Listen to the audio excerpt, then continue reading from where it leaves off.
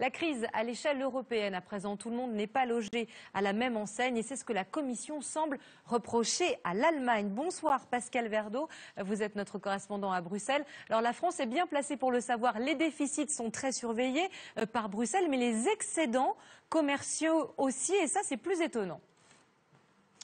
Oui, bonsoir Patricia. Vous savez, la Commission ouvre donc une enquête approfondie, mais elle marche sur des œufs.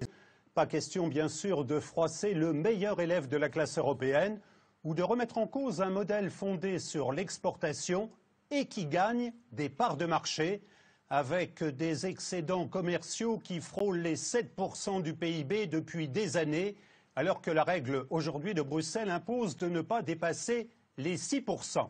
Bref, à mon couvert, les Européens, mais aussi les Américains, de manière plus directe, demandent à Berlin de stimuler sa demande interne, d'augmenter les salaires et donc d'investir, mais surtout de consommer davantage.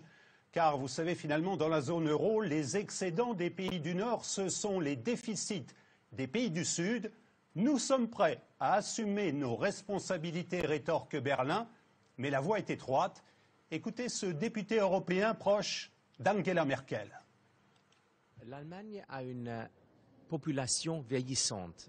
Et pour une population vieillissante, on ne peut pas recommander la consommation. On peut leur recommander un meilleur investissement des fonds, un meilleur investissement de l'épargne. Et je pense que notre but en Europe devrait plutôt être de trouver la compétitivité en Europe entière. Merci beaucoup Pascal pour ces réactions et pour votre analyse.